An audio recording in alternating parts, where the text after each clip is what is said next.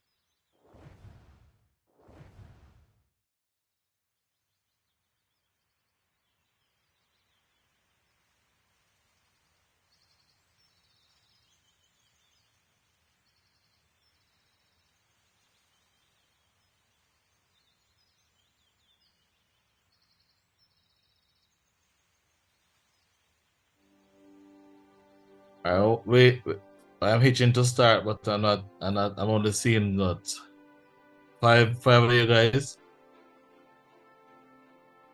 I thought we were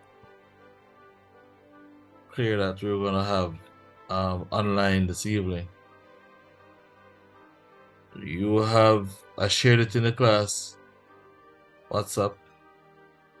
So I'm not sure if anybody else have the capability to reach out to the capacity to reach out to others in the class who would have had the session at this time, so that we can actually start, because we want to look at the final main topic for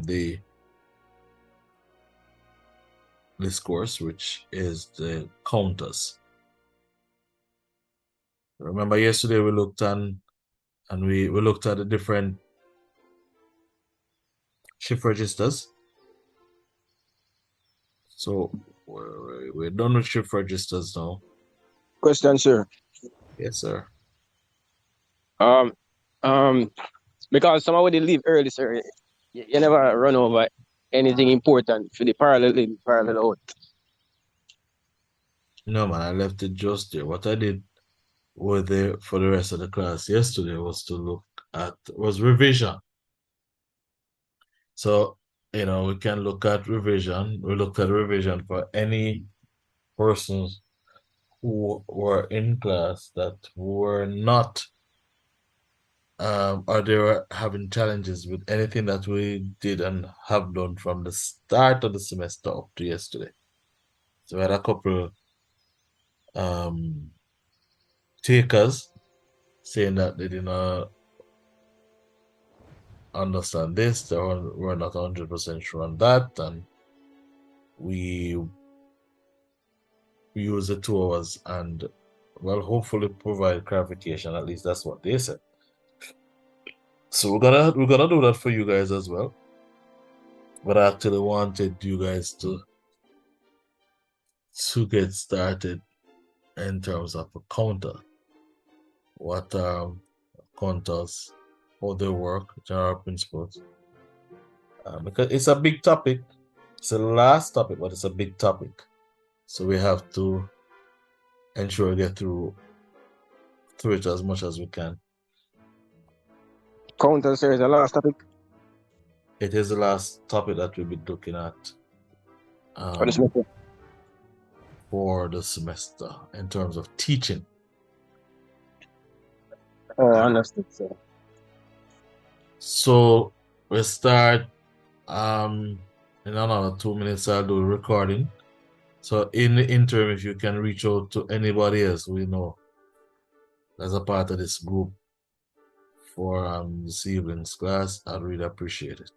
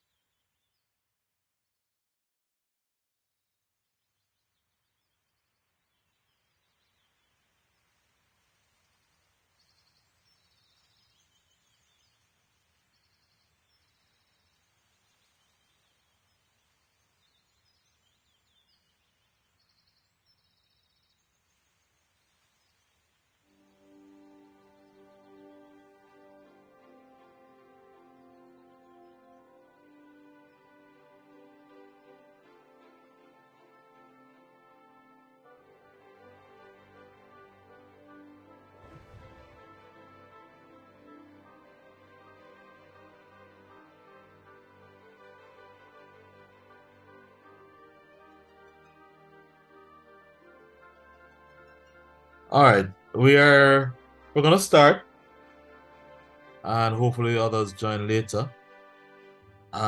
This is going to be a recorded class, so with your approval, I'm going to start the recording, student.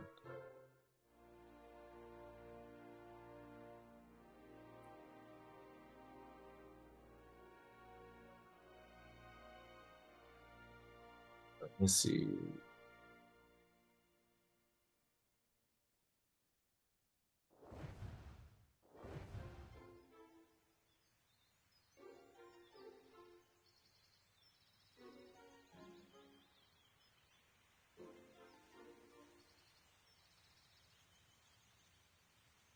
So, assumption is that I've gotten your support. I think I see one person. So let me up. So what we're going to do, as I mentioned before, is let me get to my recording button.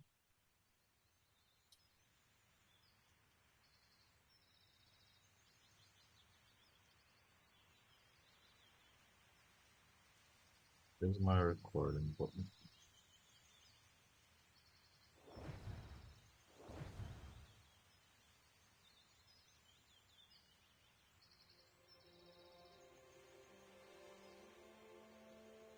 Stop share and then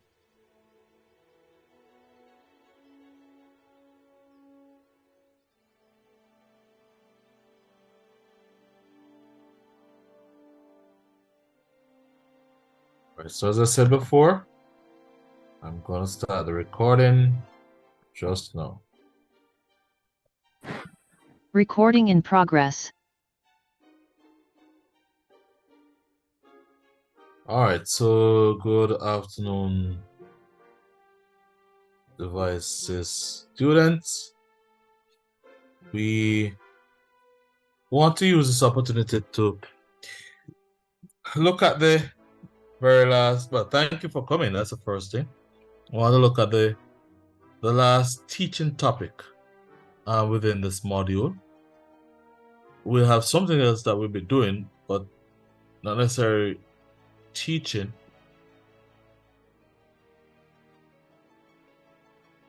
And this is a follow-on to what we have been looking at for the past 2 weeks, which is sequential logic circuits.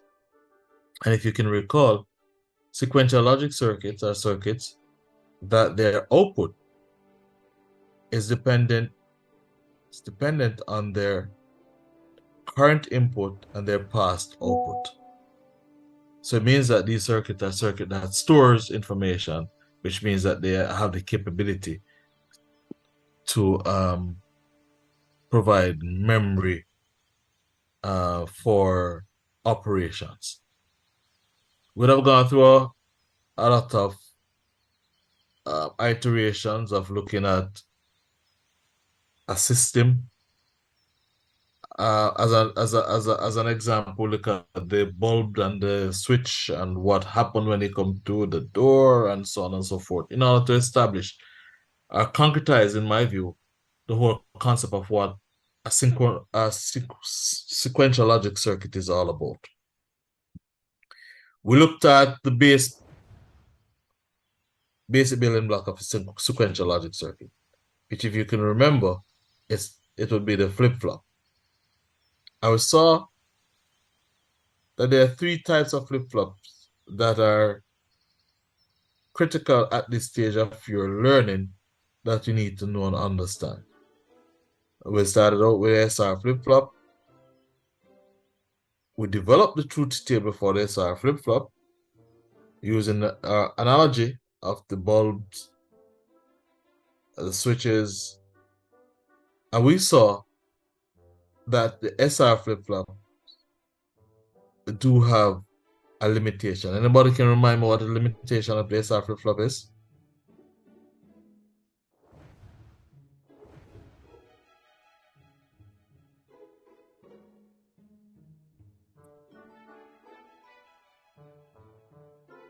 Are you guys hearing me? Yes, sir. Good. So anybody can remind me what's the limitation of the SR flip-flop?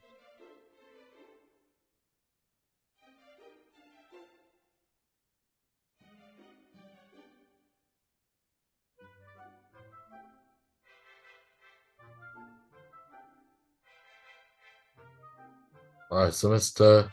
Grace is spot on. Sir, it's that the output becomes unstable and it can become unstable. Like when both inputs are high, it gives an invalid output. All right, thank you, Mr. Lawrence. And thank you also, Mr. Grace. I see your answer in the chat. Spot on. And because of this limitation, obviously we cannot operate, especially depending on hit and miss. We have to be very specific in terms of what it is that we're getting when we have certain input condition. So we have to be very direct, and we have to be very precise to know that if this is happening, including simultaneous high inputs and the S and the R inputs, we are getting a specific output. That is not the case with the SR flip-flop. So we moved to developing the JK flip-flop, which is the same as the SR flip-flop. Only that this flip-flop, the JK flip-flop, when there's simultaneous high inputs, instead of the output condition being unknown or indeterminate, what we get is toggling. So toggling happens when the inputs are simultaneously high for the JK flip-flop. And what that means is that if the output was initially 0 before I apply the inputs being high on application will cause the output to switch to its other state. And of course, because we're talking about digital, it could only be either 0 or 1. So if initially the output was 0, it's going to toggle and go to a high, which is a 1, when the inputs are simultaneously high. So with the JK flip-flop, at least we are sure what our output will be when the input are simultaneously high. And I use again the analogy of the the pilot and co-pilot landing an aircraft, eh?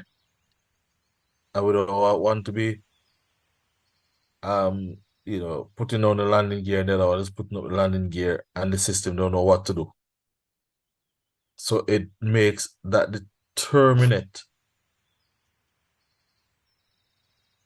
position when we use a JK flip-flop.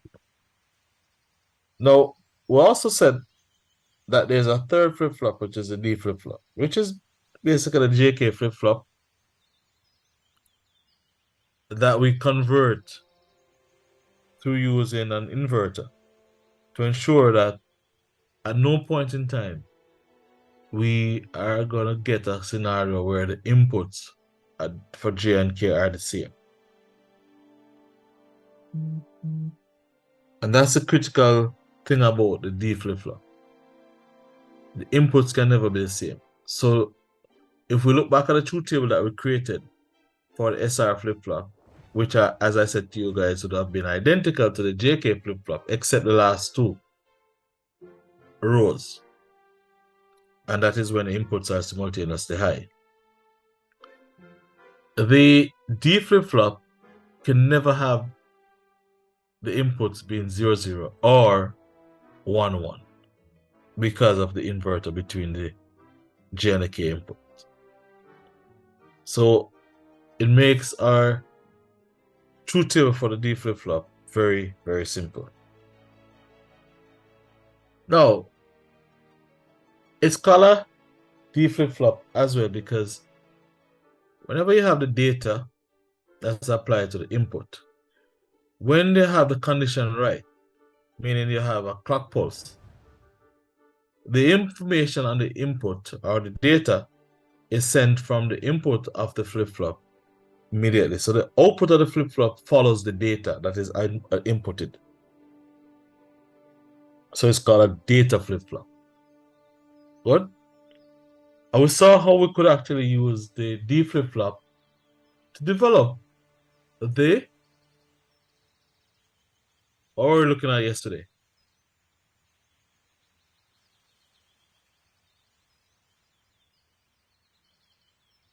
But remember, what application of the flip-flops did we look at yesterday?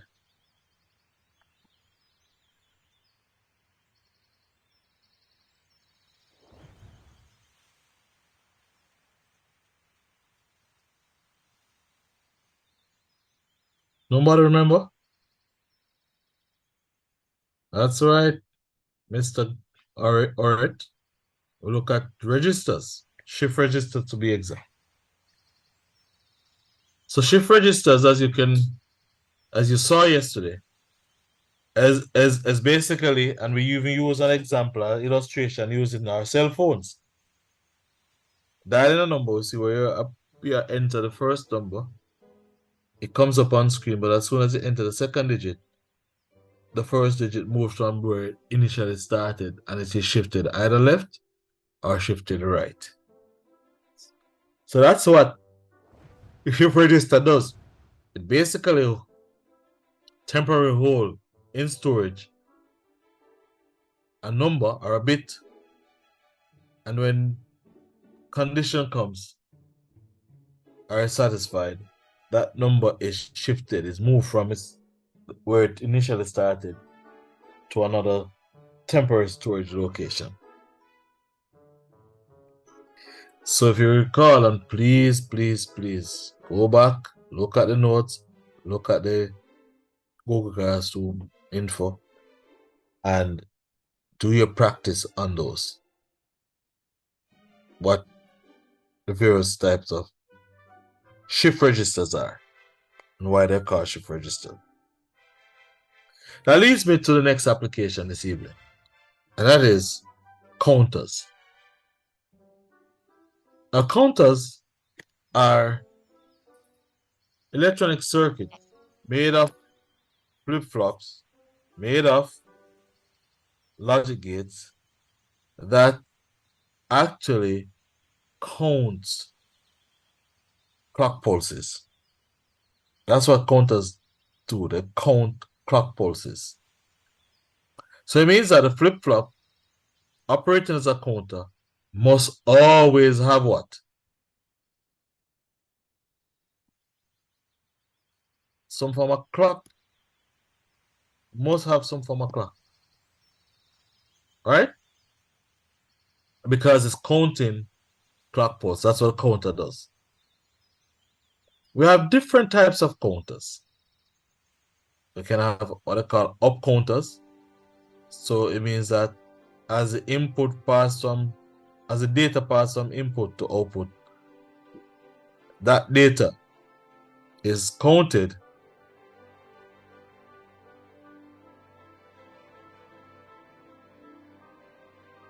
and the count sequence can go from low to high, which is called an up counter. It can go from high to low. So 9, for argument's sake, 8, 7, 6, 5, 4. A system is counting those, it's counting down, what's called a down counter. So, what does a counter look like?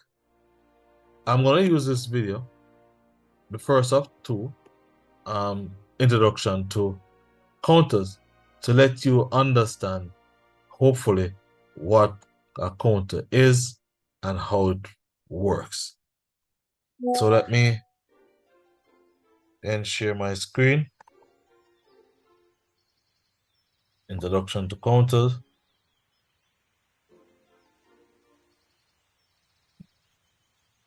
Please let me know when you see my screen.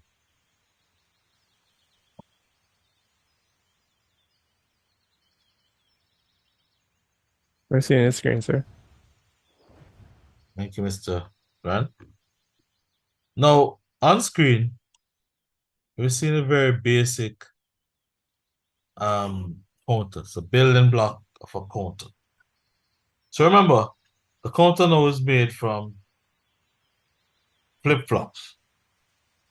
And we're using specifically JK flip-flop because we want to be able to toggle, meaning if the inputs are the same, we can toggle the output. We're not using SR flip-flop because we don't want when the inputs are the same, we don't know what the output is going to be. So here is a counter, and it's a 2-bit counter. And what it does is that it actually counts the clock pulse that comes in. When a clock pulse comes in, or when a clock pulse is present, in this case, this is a low or a negative going clock pulse. You see the bubble in front of it if you're seeing my cursor?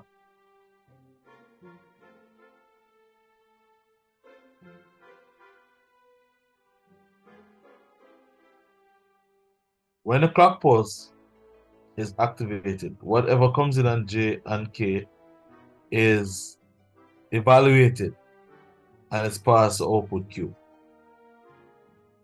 Then, in this case, the clock pulse is only applied to the first flip-flop. And then the output of that flip-flop becomes a clock pulse, or input clock pulse for the second flip-flop. This type of arrangement is called asynchronous flip-flop. Asynchronous because both flip-flops are not depending on one clock pulse. One flip-flop is dependent on one clock pulse, and then the other flip-flop depends on a separate clock pulse, which happens to be the output of the first clock pulse. So this is called a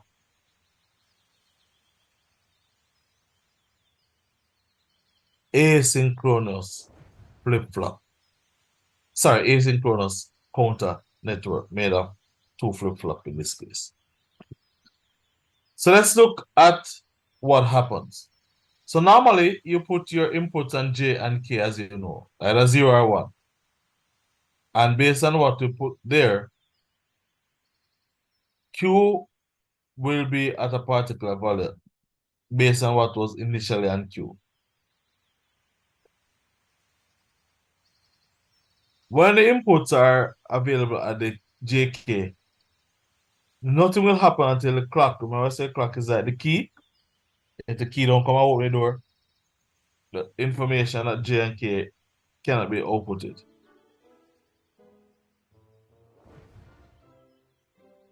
So the clock pulse, when it's present, it's going to send information from J up until Q.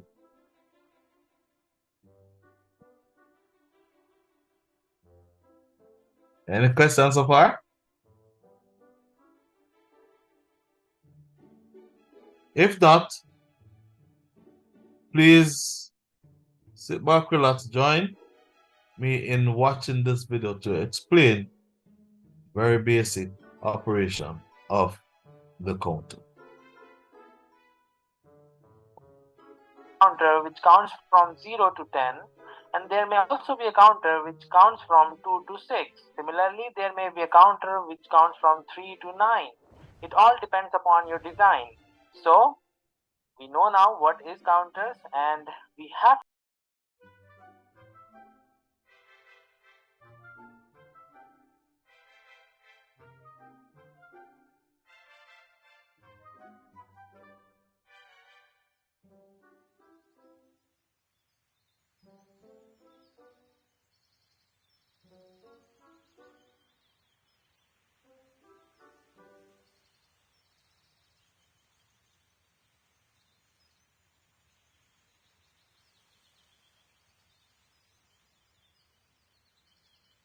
Oh, sorry, we're not hearing the video.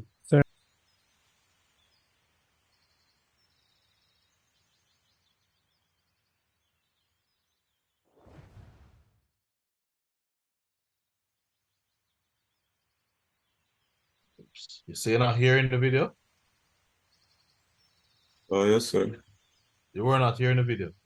At no No, point sir. in time were you hearing it? We were hearing it before, and then we weren't hearing it again.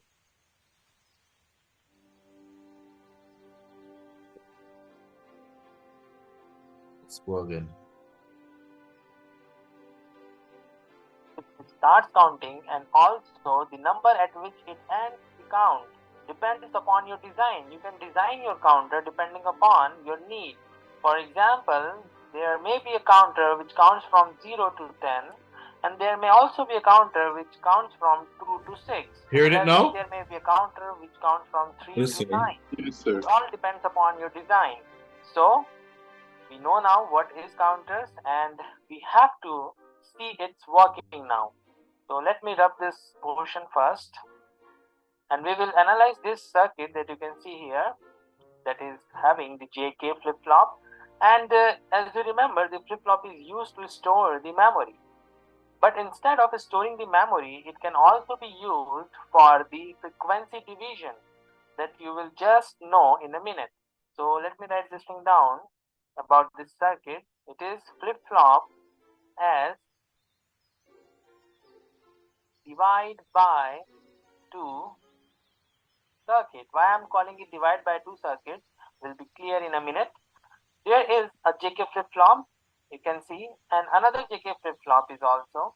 And the most important thing going in this 2 JK flip-flop is the clock is not the same. You are giving a clock here.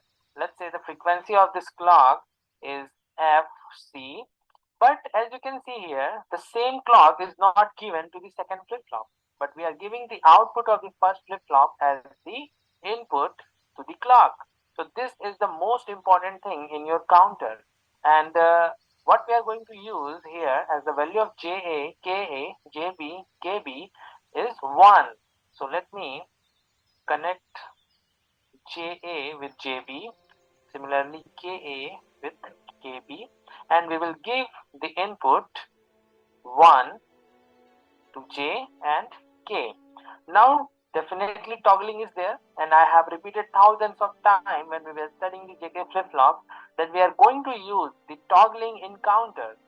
We don't use the race around condition. It is a not usable form. That's why we converted it by using the master slave operation or by negative edge triggered flip-flop. Here you can see this symbol represents that it is negative edge triggered.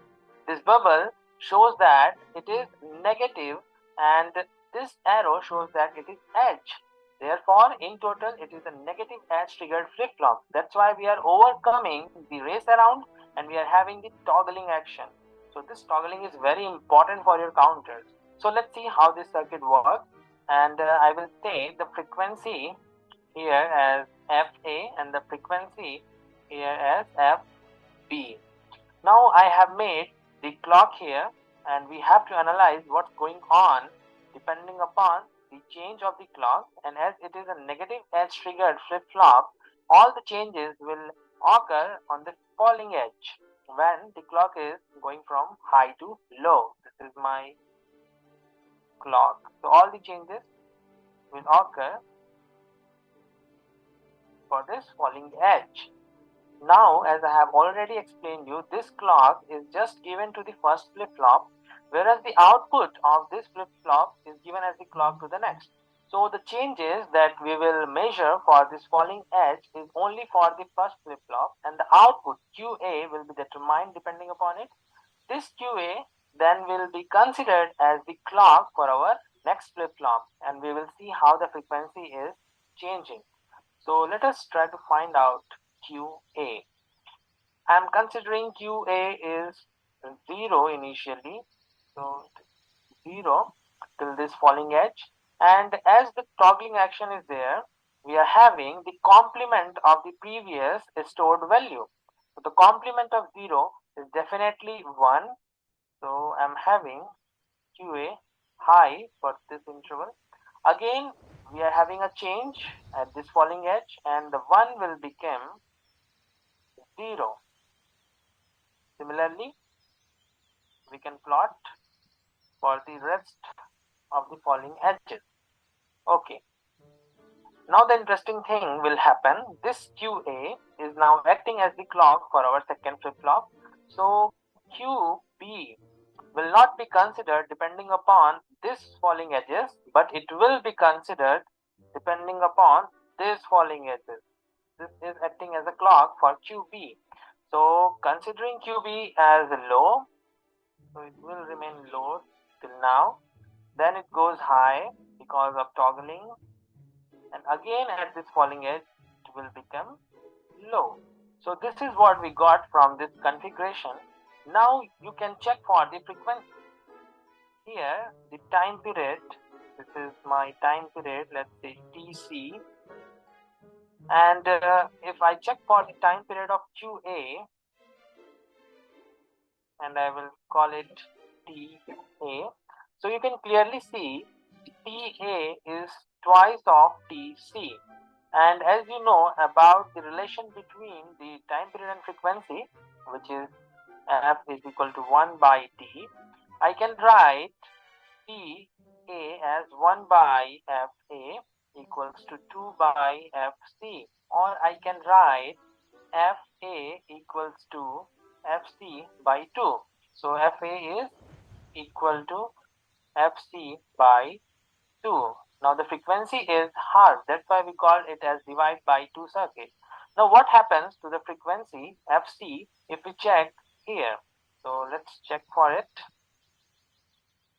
This is the time period TB, and TB is equal to twice of TA. You can see this is TA, and one more TA will fill up for TB.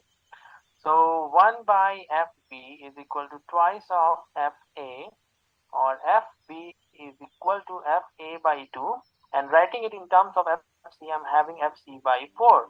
So FB is equal to FC by 4. Frequency is now 1 by 4th. So again it is divided by 2. So if we are having in total P number of flip-flop in which the value of J is 1 and K is 1, and it is negative edge triggered, then in total we are going to divide the frequency by 2 to the power P.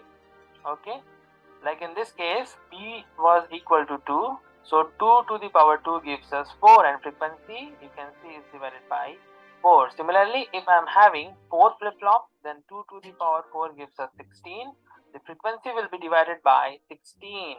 So this is the basic of counter, till now it is not clear that how it is working as counter, but in a minute it will be clear to you that it is your counter. This is my counter and it is counting from this particular circuit is counting from 0 to 3. So let's see. All right. You still here? Still with me? Yes, sir. All right. So Don't worry about seeing these numbers and whatever the case is. Look at what's gonna happen now. Remember, it's a counter that's counting what? The clock pulse. So you're gonna have how many clock pulses? How many? That's what it's doing. That's what the counter does. It counts up the amount of clock pulses and then resets itself. All right.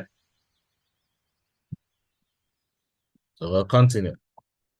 How it is counting from 0 to 3. I have given the clock pulses number 0. This is my 0th clock pulse. This is my first clock pulse, then second, then third, and then fourth. I have given them the numbers starting from 0 because we only have to count the clock pulses and the counter will work. So how we are going to know which clock pulse is elapsed? It will be determined by the value of Q and QB. So let us first write down the clock pulses, and it is 0, 1, 2, 3. Then we are having our outputs QB, QA. So for this clock pulse, the 0th clock pulse, the QA is 0 and QB is also 0. So 0, 0. For the first clock pulse, the QA is having value 1, whereas QB is still 0. So 0, 1. For second clock pulse, QA is 0, whereas QB is 1. So 1, 0. And for this third, I am having QA 1 and QB 1 as well. So 1, 1. Now you might be thinking, why I'm not considering or calculating for the fourth pulse. I can show you. For the fourth pulse, QA is 0 as well as QB is 0. So again, I am at this point and it will start counting 0, 1, 1, 0 and 1, 1. Then again it will become 0. So this is how the circuit is working as counter, and just by knowing the values of QB and QA, you can know how many clock pulses is passed. 0, 0 is 0, 0, 1 is 1, 1, 0 is 2, and 1, 1 is 3. So by knowing this output, the output of my two flip-flops, I can know the clock pulses passed, and in this way the counter works. Similarly, you can make a counter that will count from 0 to 15. So how much flip-flop you require? You require 4 flip-flops. 2 to the power 4 gives you 16, and after 16 clock pulses, again the value of your output will become 0. And in that case, we will be having 2 more outputs for the 2 more flip-flops, and we will check for that output. Let's say if they were QD, QC, QB, and QA, and it will start from 0, 0, 0, 0 all the way to 1, 1, 1, 1. And by knowing these outputs, we can know how many clock pulses has been elapsed. I will not explain anything more about this counter because it may be confusing to you right now. It's very hard to understand these things itself. So I will leave you with this thing. Please revise it. Please understand it. If you have any problem, you may ask in the comment section, and from the next presentation we will study more about the counters, and at the end you will find that you know the counters very well. As well, you can design any counter asked in the exam. We will also do some special types of counter in this course. So please watch the lectures and please remember what I have explained.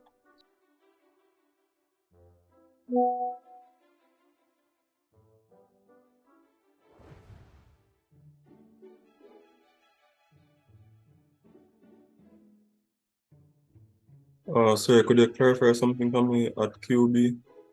And the diagram that you drew?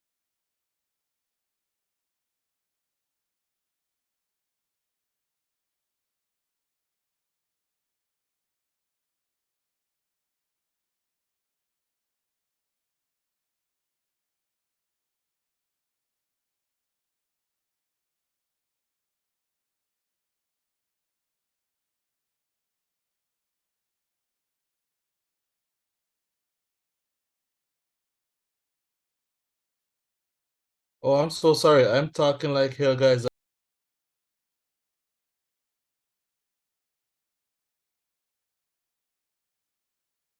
Just confirming. Are you hear me now?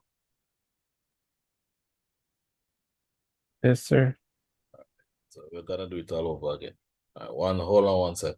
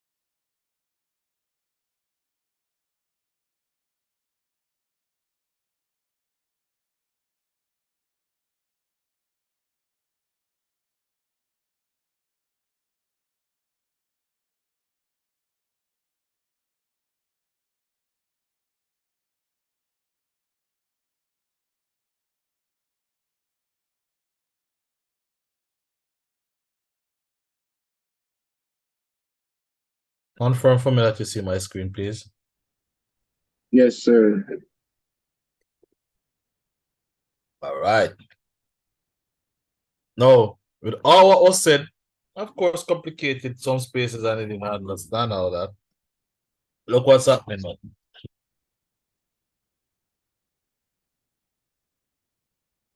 Hello friends, now we are going to see the introduction to the counters. Let's start the discussion.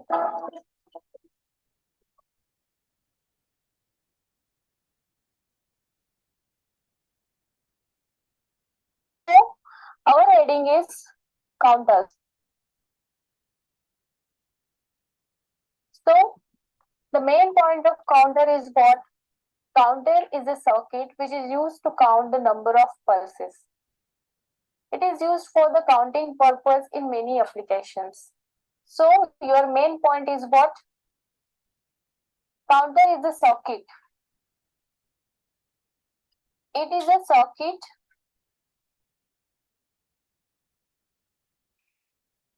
which counts up to a particular value.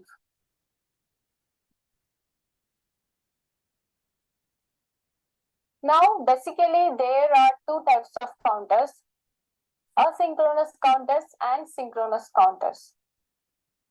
So,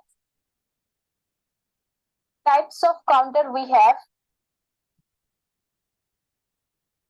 First is what? Asynchronous counter. And second we have synchronous counter. Asynchronous counter is also called as the ripple counter. In asynchronous counter, the output connected to the clock input of next flip-flop. Number of flip-flops you have to connect it in both the counters, that is asynchronous and synchronous. The difference is of the connection. Now, in asynchronous counter, the output of first flip-flop is connected to the next clock input of the next flip-flop. And in synchronous counter, clock is applied synchronously to all the flip-flops. And we can take the output at any stage. Now, further, asynchronous counter and synchronous counters are divided into three types. Let's see. So, for asynchronous counter, we have again three types. Up counter, down counter, and up-down counter. Means you can say here up asynchronous counter, down asynchronous counter, and up down asynchronous counter. Similarly, for synchronous counter, we have again three types. The types are same: up synchronous counter, down synchronous counter, and up down synchronous counter. Now, at initial stage, we can start with the 3-bit up counter, 3-bit down counter, 3-bit up down counters. And for synchronous counters also, we can choose 2-bit synchronous counter, 2-bit synchronous up counter, 3-bit synchronous down counters.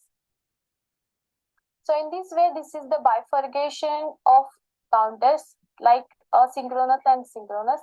And again, they are divided into these three types. This is all about the concept of counters. Thank you for watching this video. Stay tuned with Ikeda and subscribe. All right. So on screen, are you still hearing me? Yes, sir. Yes, sir.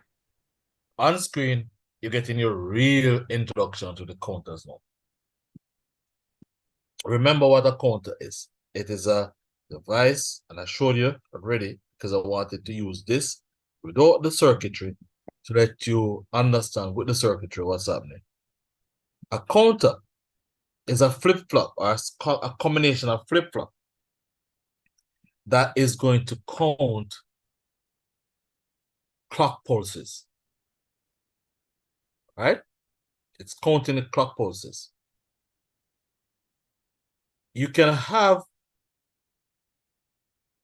asynchronous counters, which is the one that I just showed you with the 2, and 2 is, I mean, I'm just using 2 bits. It can be n amount of bits. So, but importantly, what makes it an asynchronous counter is that you apply the clock pulse, the source clock pulse, to the first flip-flop in the circuitry. And then the output of the first flip-flop becomes a clock pulse to the second flip-flop. And you could have that continuing right through. The output of the second becomes the clock pulse of the third. In other words, you're only connecting the clock pulse to only the very first flip-flop in the circuitry. That's why it's called an asynchronous, as compared to a synchronous counter, where with a synchronous counter, all the flip-flops are connected to one clock pulse. So when the clock pulse occur, every flip-flop actually are activated at that instant in time. Are we clear on that? What is the difference between the asynchronous and the synchronous counter?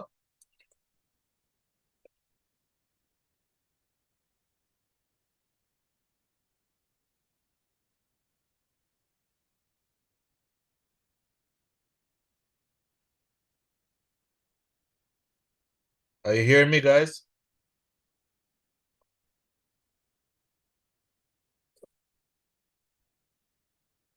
Yes, sir. Not sure, because I didn't hear a response. Are you hearing me? Yes, sir. Thank you. So the difference between the asynchronous and synchronous is that with the synchronous counter, all of the flip-flops are activated at the same time, whereas that doesn't occur with the asynchronous. By the clock pulse. By the clock pulse. Yes, sir. Right. By the clock pulse. So with the synchronous, all flip-flops are activated at the same time by the clock pulse, while with asynchronous, the flip-flop is activated by the output of like the first flip-flop. Right. So the first flip-flop is the only one that the clock pulse is connected to. And then the output of the first flip-flop is connected to the clock pulse of the second flip-flop. or the clock input of the second flip-flop. And if you have a third flip-flop, it means the output of the second flip-flop will be connected to the input, clock input of the third flip-flop. We're going to see some of that when we look. Now, those flip-flops, that the asynchronous flip-flop, are also called a ripple counter. And again, we're going to show you why.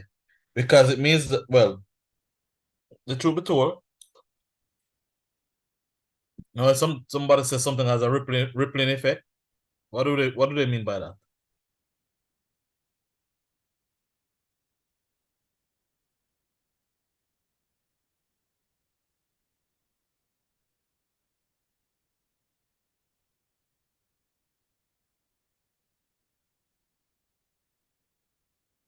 It was a rippling waves. Yes, sir.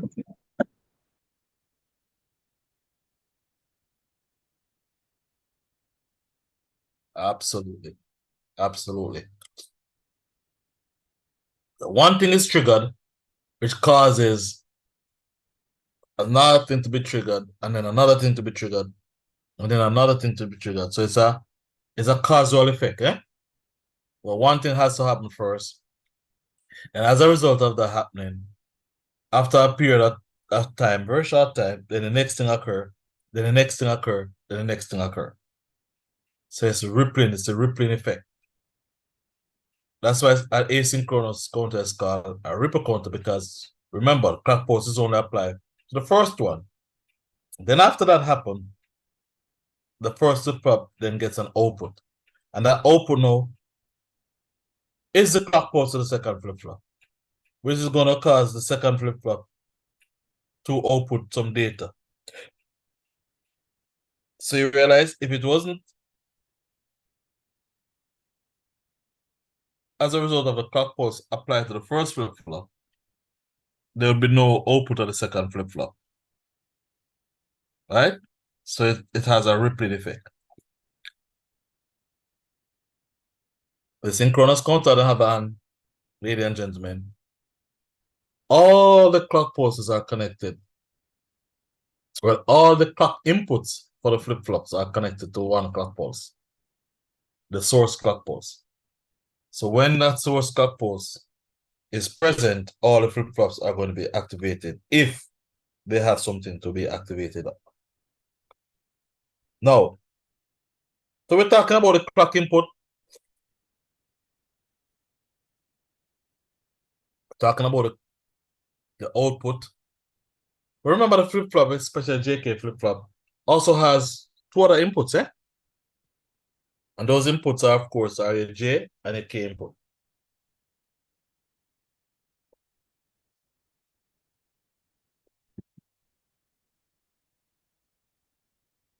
So what do we put on the J and the K inputs? What is applied to the J and the K input is a 1, a high. So the inputs for J and K have to be high. Applying the clock pulse.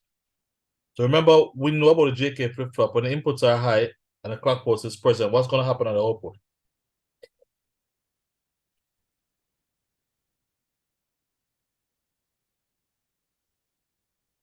What's going to happen?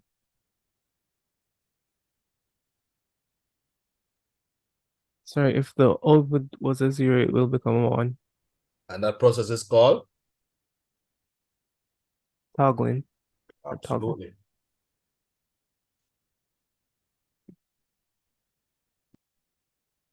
So let's look at what's happening in that case. Click the bell icon to get latest videos. Still seeing my screen, right?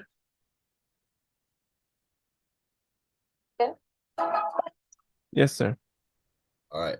So we're going to look at one example of now an actual asynchronous counter. And the counters will always be called 3-bit counter, 5-bit counter, whatever bit counter, n bit counter, and all that value means, the numeric value just means the amount of flip-flops that you're using to create the circuit. So therefore, if it's a 3-bit asynchronous counter, how many flip-flops do you expect to have in the circuitry? 3. Absolutely.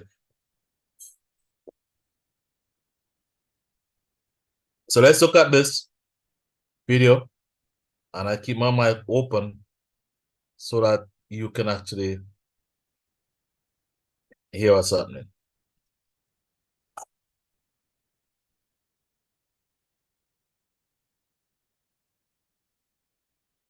So our heading is 3-bit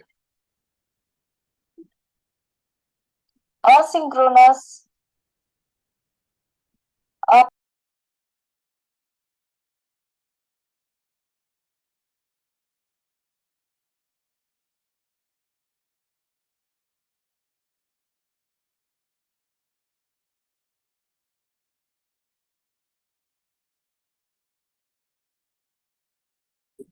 clock signal. Output of that connected to the clock signal.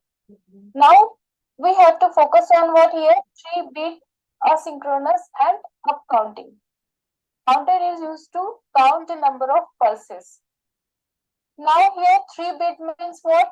We have to use 3 number of flip-flops. So we will start the designing process.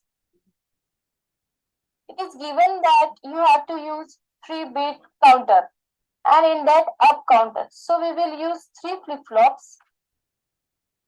After that you have to count the number of states. So number of states are what? 2 raised to the power n.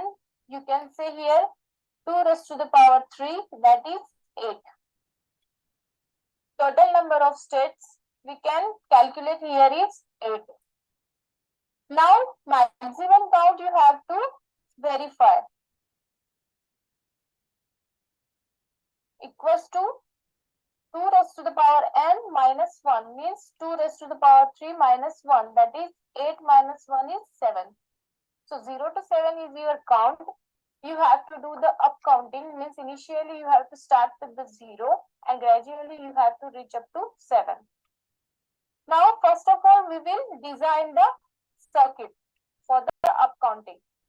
So we have 3 flip-flops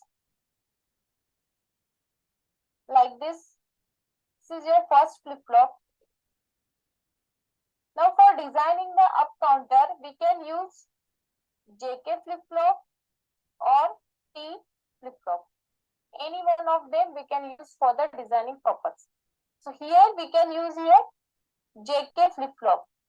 So suppose it is JA, KA. Output is QA, QA bar. After that, you have to draw the next flip-flop.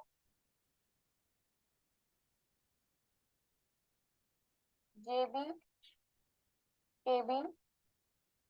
This is your outputs. This is second flip-flop. And this is your third, that is last flip-flop. Here it is QC, QC bar. After that, what is the concept of asynchronous counter? The output of first flip-flop is given to the clock input of the next flip-flop. In this way, you have to make the connections and you have to calculate the answer. This is your QC, that is nothing but your output.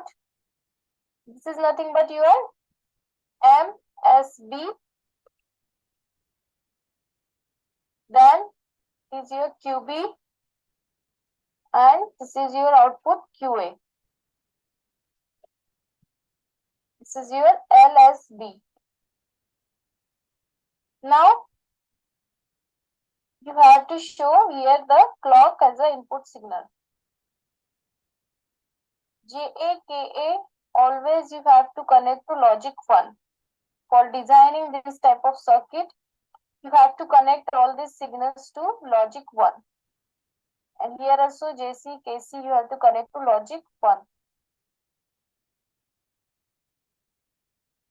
In this way, you have to draw the diagram. This is your JK flip-flop first. This is also your JK flip-flop. And this becomes your third JK flip-flop. All right. So far, so good. Any question with this one as yet? Based on what we have been doing? Any questions? So remember, the whole idea is that they're designing a 3-bit, and I talk about 3-bit, there must be 3 flip-flops. 3-bit, and it's going to be what? An asynchronous counter. If it's an asynchronous counter, we know that the output of one flip-flop is the clock pulse to the next flip-flop, and so on. All right? And then the first flip-flop, the very first flip-flop is a flip-flop that will have, and the only one that will have a clock pulse connected to it, or the main clock pulse connected to it, which is what makes it asynchronous. Always remember, students, that the flip-flop that has a clock connected directly to it in the asynchronous mode is the flip-flop that's going to give you an output with the least significant bit. Good? Always remember that. And the third thing, I mentioned this already, and that is that with the JK flip-flop being used as a counter, all the inputs, J and the K inputs, have to be connected to a logic 1 or high. And the reason for that is you want, when the clock pulse is present, the output should be toggling. So if it was a 0 before, it becomes a 1. And if it was a 1, it becomes a 0. All right? So far, so good?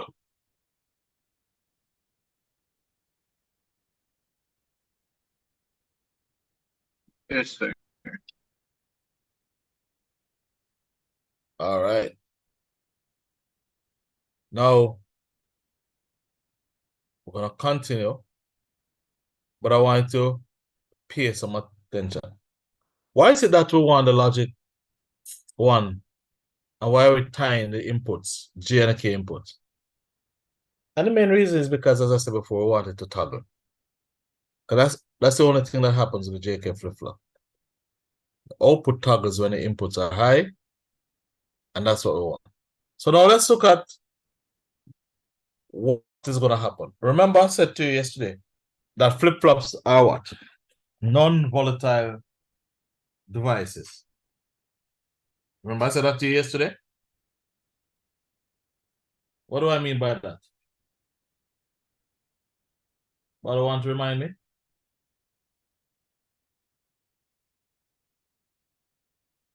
So they are able to store their data regardless if power is removed. Absolutely. So even with the removal of power, whatever is on the output will stay there. Good?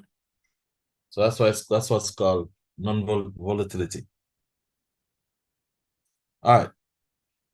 And because of that, if you're going to do the last part of the topic, which is up counting means that you start from the least and you count up to what you're allowed to count up to, which in this case, because there are 3 flip-flops, the count sequence is going to be 2 to the 3 minus 1. Always remember that the count sequence starts at 0 and it goes up to 1 minus them, 2 to the total number of flip-flops in the circuit arrangement. So here we have 3 flip-flops in the circuit. And of course, I don't need to tell you this because I'm sure you know that already. That because we have 3 flip-flops, the count sequence is going to go. There are going to be 8 possible count sequence. And the 8 possible count sequence is going to start from 0 to 7. But so in this case, we would have to initialize the flip-flops by using a clear input, right? So when we use a clear input, or activate the clear input, we are guaranteed that the outputs for all the flip-flops are going to initially be 0, 0, 0. That's one thing. And then we apply the clock pulse in the arrangement of the circuit as on screen. And the first clock pulse, the initial clock pulse that's coming in. Oh, by the way, you realize that the clock pulse is here. And what I call negative going, or the clock pulse when it go from high to low. That's what the clock pulse means. That's what the bubble on the clock pulse means. That the clock will be actively high when you're going from a 1 to a 0. If you're going from 0 to a 1, in this case, the clock pulse would not be active. That's why I have the bubble. All right. So, clock pulse number 1. So now, picture this. We have the output being 0, 0, 0. So we initialize it. We hit the clear button. So all 3 flip-flops, the output QA, QB, QC going to be 0, 0, 0. You apply clock pulse to flip-flop A, at the first flip-flop. And on the negative going edge are going from 1 to a 0.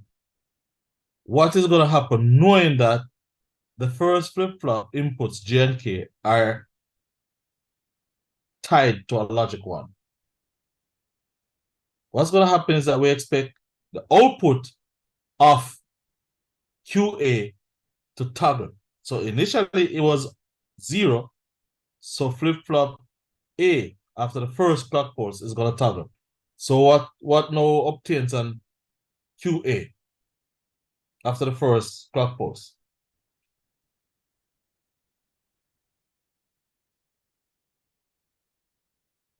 What is the value now on QA after the first clock pulse?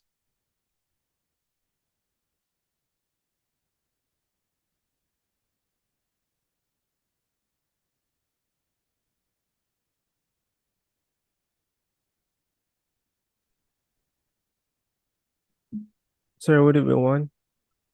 It is going to be 1. Why? Because remember initially, this at QA, the output will be 0. QB as well, the output will be 0. QC, the output as well will be 0. But because we're only applying the clock pulse to flip-flop A, when you do apply that clock pulse and the clock pulse is active, that clock pulse is going to cause the output to move from 0 for flip-flop A from 0 to 1.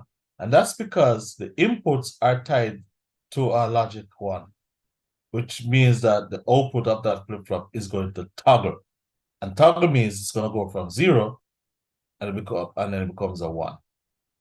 Am I clear, class? So that's only for flip-flop A.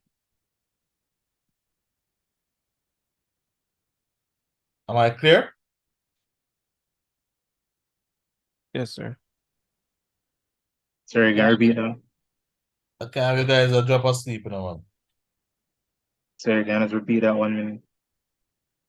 I'm saying that if you notice the inputs for all the flip-flops in the circuit, the inputs are, both the J and the K inputs are connected together, and all the flip-flops inputs, J, K, for flip-flop A, flip-flop B, flip-flop C, they're all connected to, are you seeing my cursor?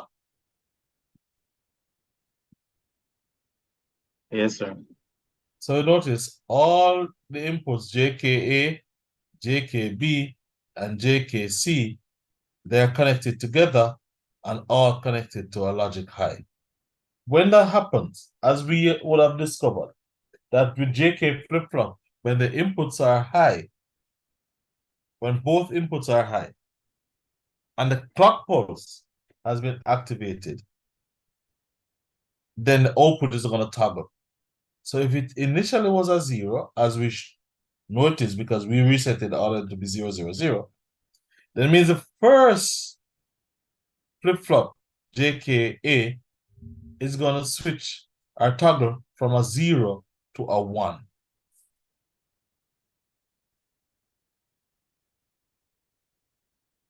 That will be what is observed at QA. Right? So 1 will be here. But what would be the output of QB at that time?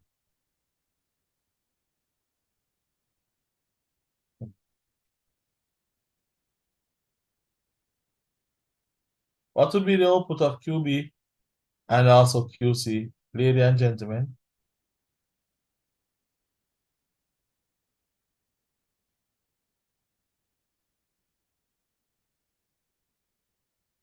Fall asleep again?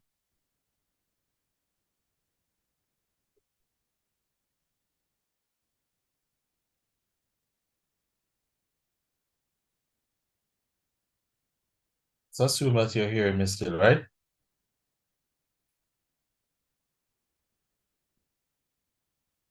Yes, sir.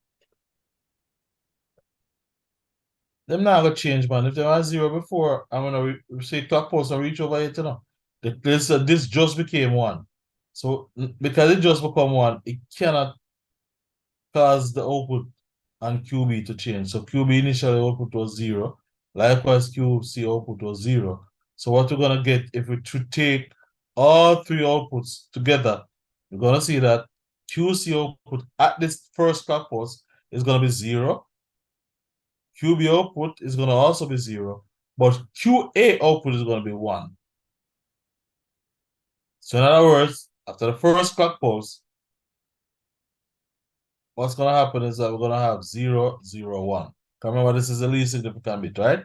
QA is the least significant bit. So we're gonna have 1 clock pulse, the system count and show that 0, 0, 1, which represents 1 clock pulse.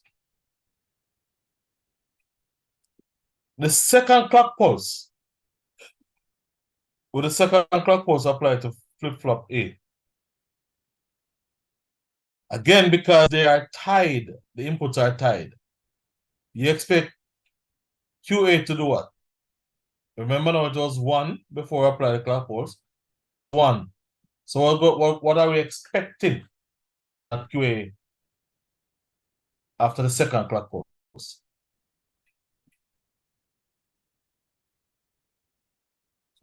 It would become a 0. It would become as because it now has toggled. But now, before that become a 0, the one that was here is the clock pulse to this flip-flop B. And once we have that flip-flop B having a 1 to activate it, right? Having a signal to activate it, then what's going to happen? Again, input for flip-flop B is tied to a high, which is the JNK input. So you expect that this is going to toggle. So initially this was a 0. The toggle is going to become a 1. So now, after the second clock pulse, this toggle and this become back a 0. That is QA is 0. QB is going to be a 1. But QC has no clock pulse as yet, so it's going to remain at a 0. So you agree with me that the output would be 0 on QA, 1 on QB, and 0 on QC.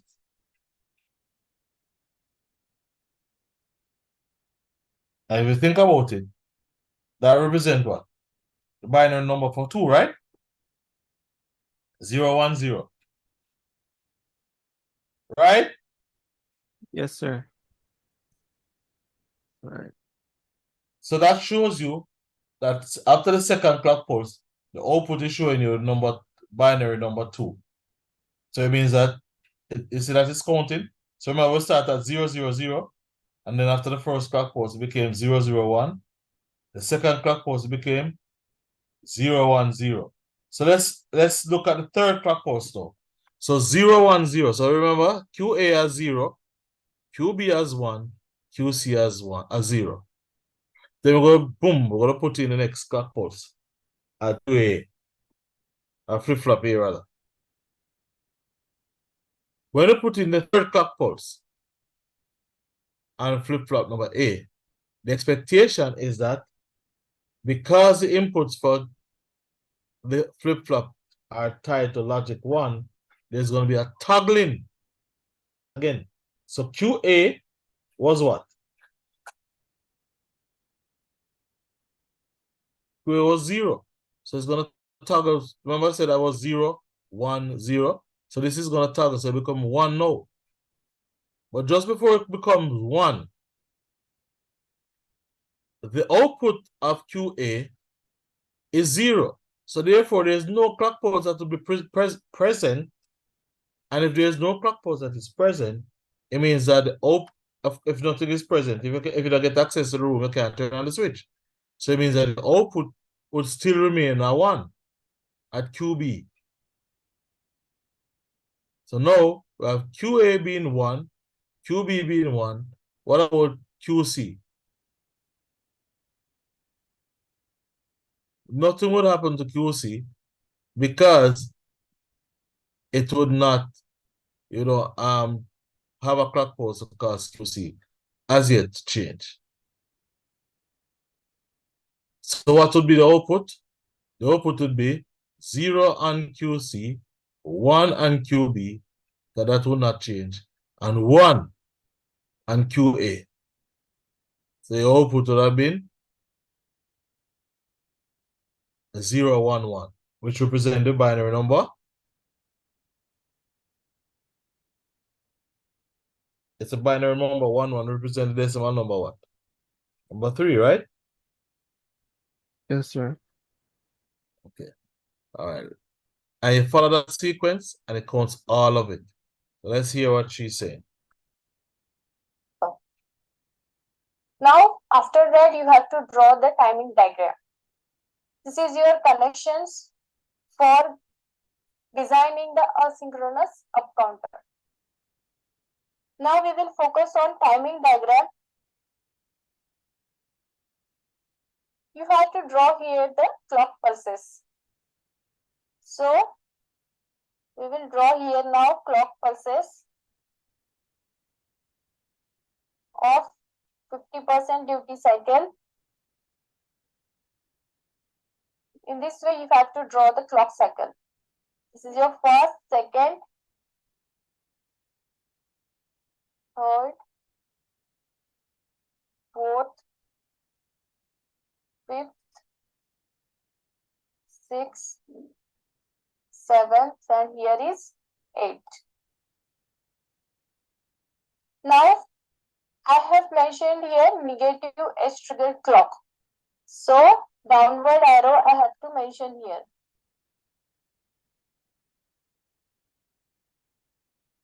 After that, you have to take a reference lines downwards.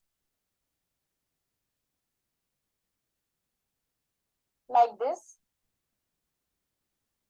This clock signal is your input signal. Now, this becomes your clock signal.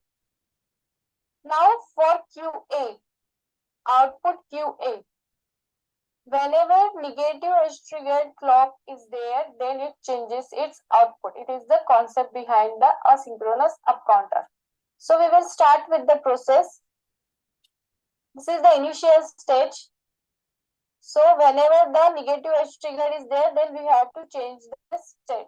Means logic 0 to logic 1, logic 1 to logic 0. Here also negative edge triggered, so we have to change the state, that is 1 to 0. Like this, you have to always switch from 1 to 0 and 0 to 1. After that, this becomes your output for first flip-flop. Now you have to show again the negative edge triggered pulses. Now this output is given to the clock input of the next flip-flop. So for QB, again the process is same. Whenever negative edge triggered clock is there, you have to change your state. Initially it is 0, then here it will change its output and you will get the waveform like this. This is the output for QB. These are the two negative edge triggerings. After that, QC. This QB bar is given to the clock input of the next flip-flop. So we will draw the timing diagram for QC, that is output of third flip-flop. Here negative edge trigger, so we are going to change our state. So in this way, you have to draw the outputs QA, QB and QC according to the timing diagrams. Now after that, you have to form the table. So initially you have what? Clock signal. Then you have MSB and LSB. So QC, QB, QA. And after that, you have to calculate its decimal equivalent. So initially, it is 0, 0, 0. So we will get here 0, 0, 0, decimal is 0. It is a 3-bit counter, means up to 7 you have to count and 8 state you will get. Now for the first clock, what is the values? So here you can say 0, 0 and 1. So 0, 0, 1 you have to write here. Decimal equivalent is 1. After that, for the second clock cycle, what is the value? So you have to calculate here for the second clock cycle. So 0, 1 and 0. So you have to write here the binary 0, 1, 0, decimal is 2. For the third time, 0, 1, 1. So here you can write for the third clock cycle 0, 1, 1. Now for next 1, 0, 0. For the fourth time 1, 0, 0. This is your decimal 3. This is your decimal 4. After that you have 1, 0, 1. For the fifth clock cycle, your answer is 1, 0, 1, decimal is 5. For the next one, 1, 1, 0. So for the sixth clock cycle, it is 1, 1, 0, decimal equivalent is 6. After that, you have 1, 1, 1. For the seventh one, it is 1, 1, 1, decimal is 7. And lastly, it is what? 0, 0 and 0. So for the eighth one, it is 0, 0, 0, that is, it is reset. Again, it will count from 0, 1, 2, 3, 4, 5, 6 and 7. In this way, you have to show the timing diagram and the truth table for designing the 3-bit asynchronous up counter. This is the diagram. Here we have used 3 JK flip-flops. You can use any one JK or T. All right. Any questions?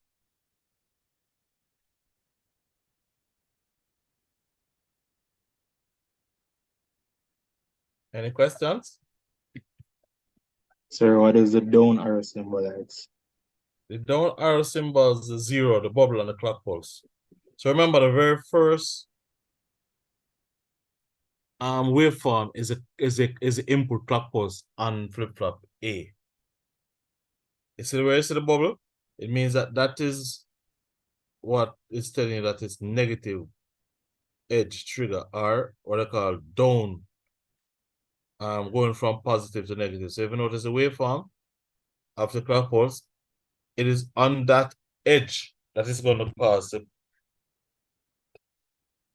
things to happen. The clock pulse is going to be active only at that time. So only when so remember our initialization of the clock pulse mean that QA was 0, QB was 0, and QC was 0. But after the first clock pulse, under falling edge, going from 1 to 0 of the clock pulse, it will cause the flip-flop A to output to change, to toggle. And we know why, because we connect the two inputs of the G and the K flip-flop to a logic high. So therefore it toggles. So you notice it's not 0 anymore. So remember we start over with 0, 0, 0. But no, after the first clock pulse, it's gonna move from a 0 to a 1. So it stayed there. And it stays at 1 until the next clock pulse. When the next clock pulse is applied to the JK, the flip-flop A, it's gonna cause it to toggle again, which means that it's going from the 1 and it goes back to 0. Right? And of course, it continues. It's gonna stay at 0 until it reaches another clock pulse. It's gonna toggle again, so go from 0 to a 1. Are you following me?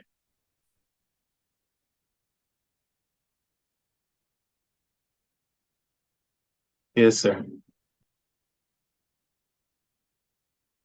All right. Any other question? Because this is as simple as it gets. And this is showing you why it's called a counter. And it's called an up counter, this particular one, because initially you're going from 0 and you're going up to its maximum count. And that's what she shows you over this side. Toggling. P flip-flop. All right. Any other question? Yes, sir. Yes, go ahead. So, sir, I realized that it only toggles on the falling edge to Yep. prevent miscounting. So I was wondering, sir, if it's supposed to be reversed and toggles on the rising edge instead, would it still be accounted and count properly? Yes. Definitely would. So you can count the clock pulses, just you define a clock pulse to be rising edge or falling edge. In other words, you're telling the switch. When we talk about polarized switch, when we mention it in class, we're saying, hey, listen, we want you to toggle at this time. Only at this time. Only when you're going from positive to negative, we want you to basically give access to the flip-flop for it work. Okay? Yes, sir.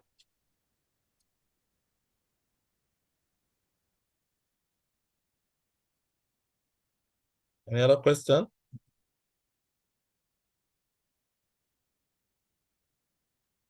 Yes, sir. But it's completely unrelated to the topic. Maybe it could be done after class, sir, but would it be possible to try sending an invite code to my regular email since the school email isn't working? And see if It's it not gonna work. works. No, it's not gonna work for No? no, it's not gonna work for for Google Classroom. I can try, but I know it's not gonna work because it goes through UTEC platform, and UTEC don't want to see the don't outside of want the to use organization. your email. Yeah. Okay, sir. No, man, not a problem. Not a problem. Any other question? So if I give you guys, I'm gonna open my whiteboard. See if I can send people. You might be at a disadvantage because you're not in the Google Classroom. But I should be able to open it and send it from my Zoom. So let's stop sharing this for now. Let's go to whiteboard. I'm going to share my whiteboard. And a link should be sent to you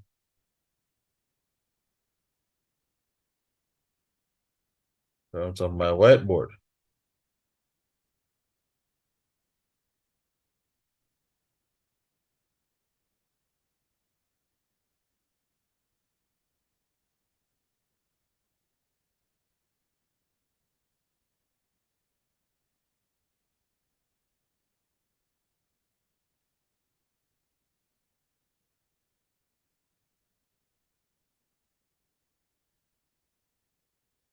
Everybody see my whiteboard?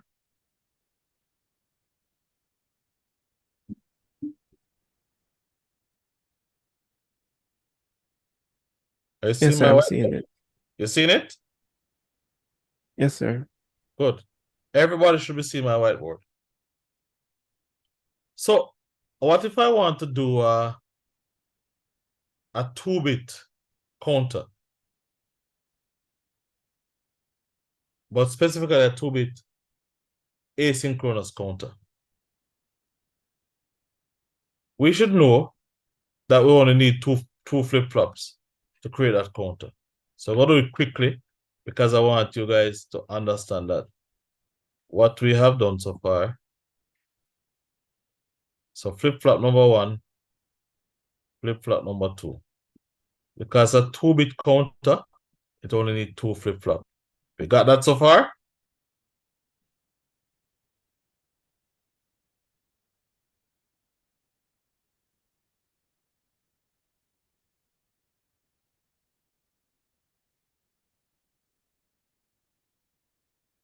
Supposed to be my Q, and that might not Q. And because it's a counter, it means that it must have a clock pulse, right? So it's a clock pulse. And I'm going to use rising edge clock pulse now. So I don't have a bubble. So this is my clock pulse. CLK. And forgive me because I'm using not even mouse. I'm using my keypad to do my drawing. So that's my clock. And this is flip-flop number A. So I just put an A right here instead of messing inside the box. And this is the same thing, but I'm having this as my second flip-flop. And this is flip-flop number B. So I call this J again. JK inputs. And 2 outputs Q and not Q.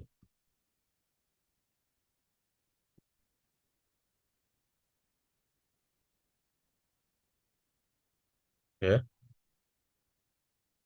What else do I have to do? Nobody can guide me based on what we learn.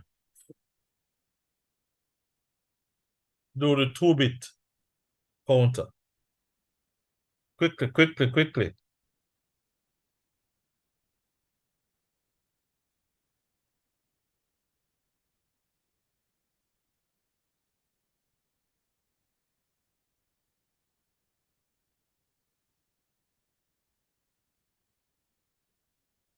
All right, the next thing we have to do is to connect, because the asynchronous counter, oh boy, is to connect the output of the first flip-flop to the clock out to the clock input of the second flip-flop.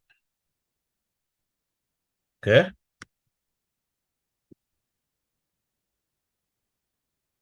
What else do we have to do? Ladies and gentlemen.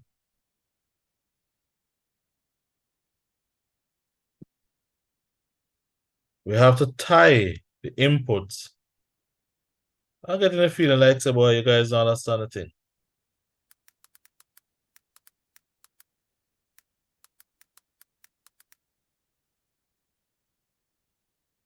We have to tie the inputs for both flip-flops together, and then we make the inputs be connected to a logic 1 or high, because we want the toggling process to take place.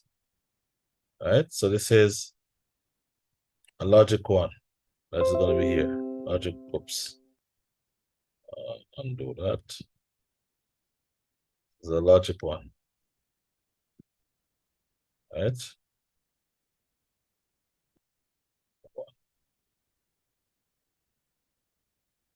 You still hearing me, right? I'm not talking to myself. No, man, there. Okay. Cool. So we have the two inputs for both flip-flops that are tied together and are high. We have a clock pulse. We have an output, and this is what makes it asynchronous now. Clock pulse only goes to the first flip-flop, which, you know, as I said before, this must be the least significant bit, right? I will take the output from here. I take the output from here, and we're gonna see what the outputs are gonna be. So that's flip-flop A, and this is flip-flop B.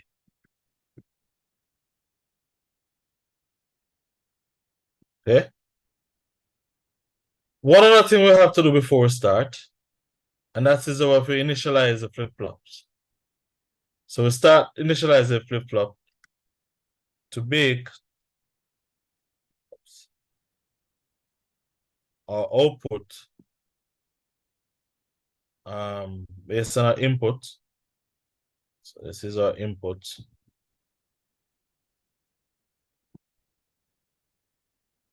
And the appropriate outputs.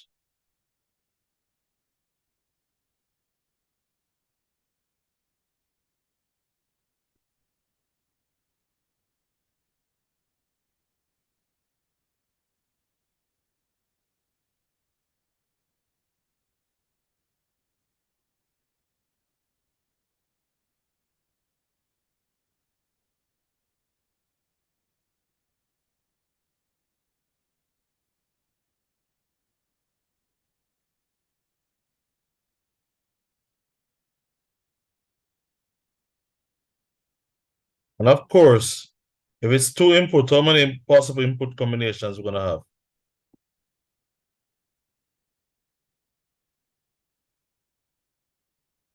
It's two flip-flop, it's a 2-bit flip-flop. How many possible input combinations we're gonna have? 4. Thank you.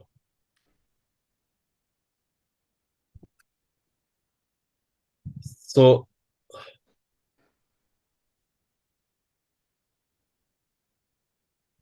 this is gonna be, we have an output here. Outputs, right? Outputs. And this is gonna be inputs.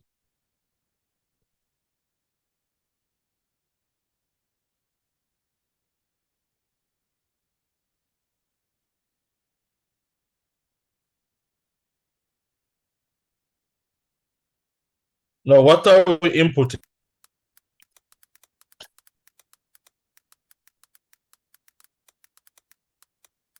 Truth be told, we're inputting only clock pulse. I have the output for that's going to be QA and QB.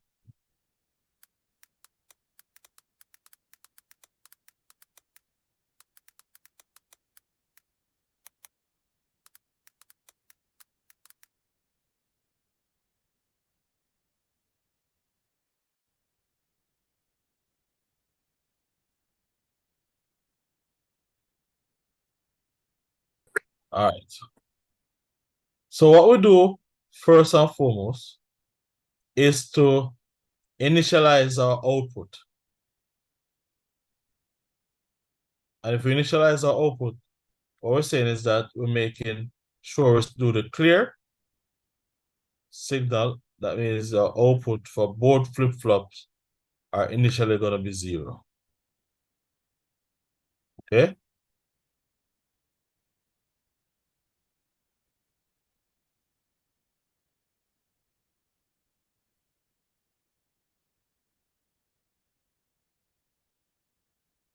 So we have our inputs are both going to be the same for J and K.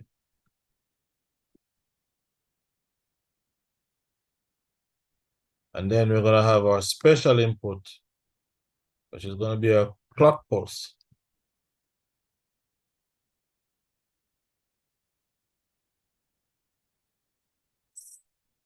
Clock, CLK.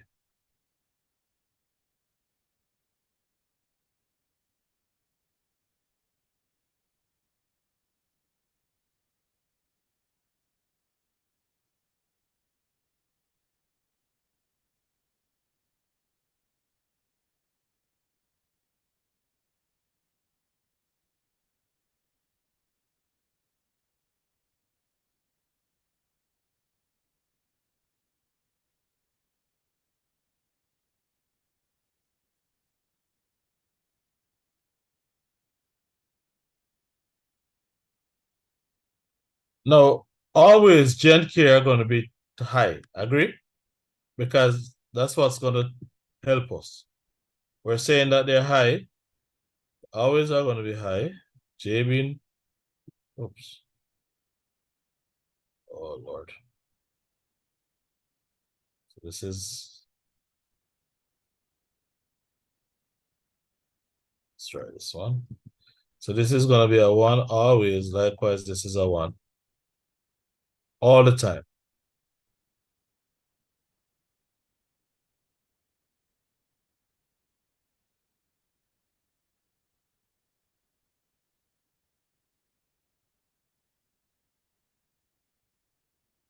Now, if a clock pulse initially is 0, and we cause QA and QB to be 0 by reset, right? But when the clock pulse become 1, so the clock pulse becomes 1, what's going to happen to QA?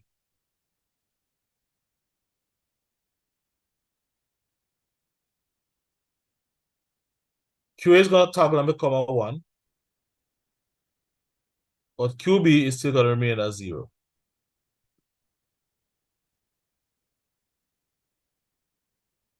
All right. The second clock pulse, so clock pulse number 0, then clock pulse number 1, and clock pulse number 2.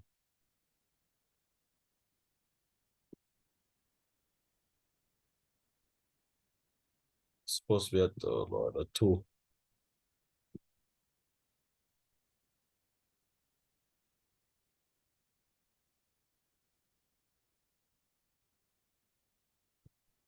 Second clock pulse that goes in onto the,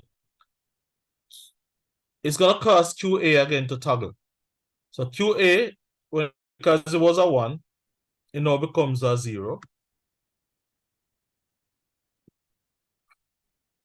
But that one that was at QA become the clock pulse to QB. And QB, when it becomes a 1, because both inputs are high, the QB, it's also gonna, and their JK input, it's gonna toggle. So this was a 0, so it now becomes a 1. Okay? The third clock pulse. Third clock pulse is gonna cause QA again to toggle. So QA gonna move from 0 and goes back to a 1. Okay?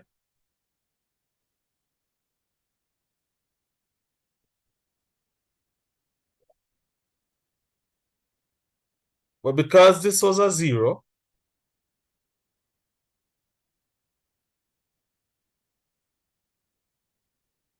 So this was a 1. So it's going to cause this to toggle. And this is now going to change from a 0 to a 1.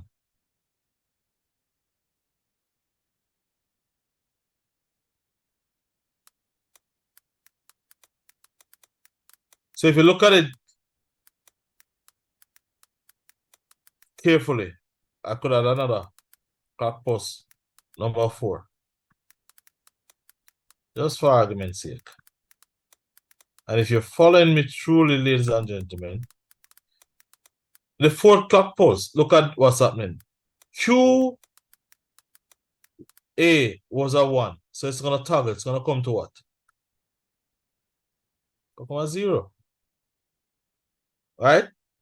And because this was a 1, it's going to feed a clock pulse here. And that clock pulse is going to cause this to toggle.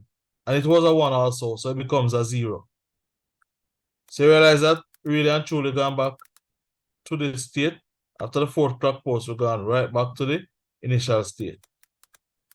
So I tell you, and remember, of course, QA is the least significant bit. And QB in this case will be most significant bit. So we start out with 0, 0. Then we go to 0, 1. Then we go to 1, 0. Then we go to 1, 1. Oops. And then we go from 1, 1 with the 4th clock pulse, it bring it back to 0, 0.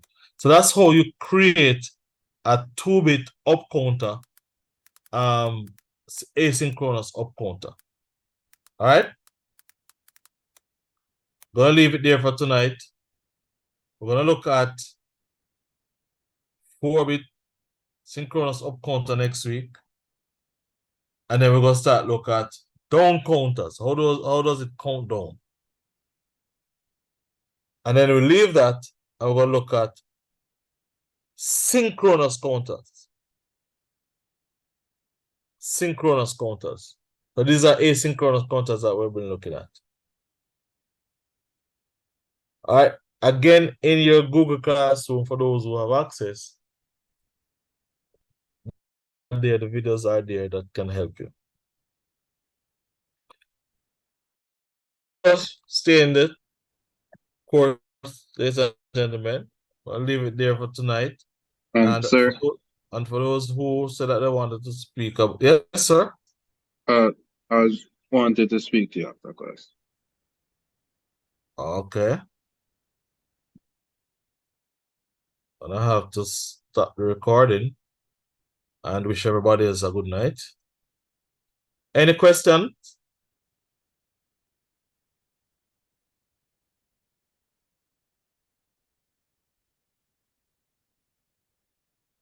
All right, so stop sharing. And who wants to speak with me? Matthew Ricketts. Oh, Mr. Ricketts. Yes, sir. All right, so it means that everybody else, you can go get your night's rest. And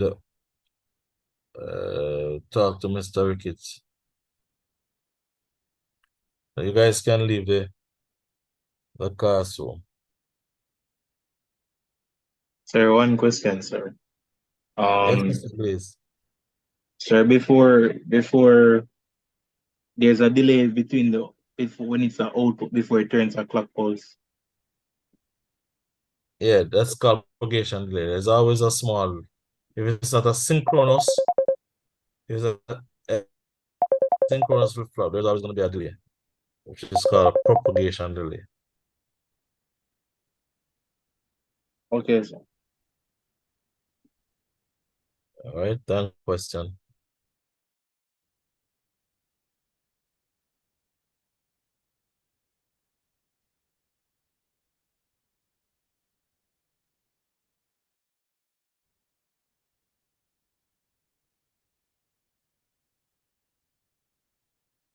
All right, sir.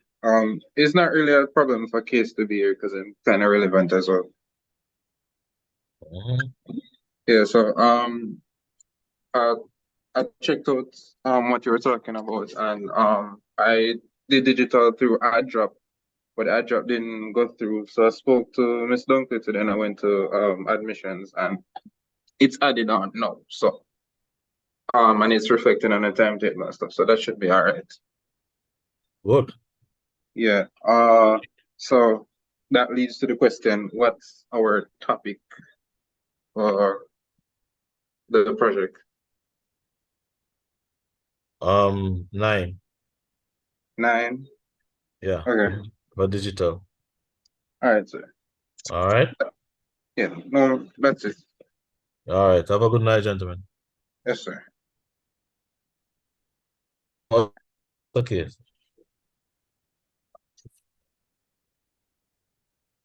Just said 9. Oh, did I?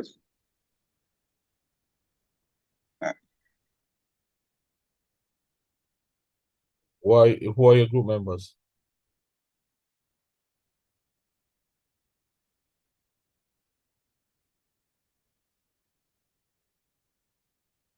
All right, you guys do 7. Yeah. Device and circuits, yes. Yes, sir. All right. Have a good night. Thank you. All right, sir.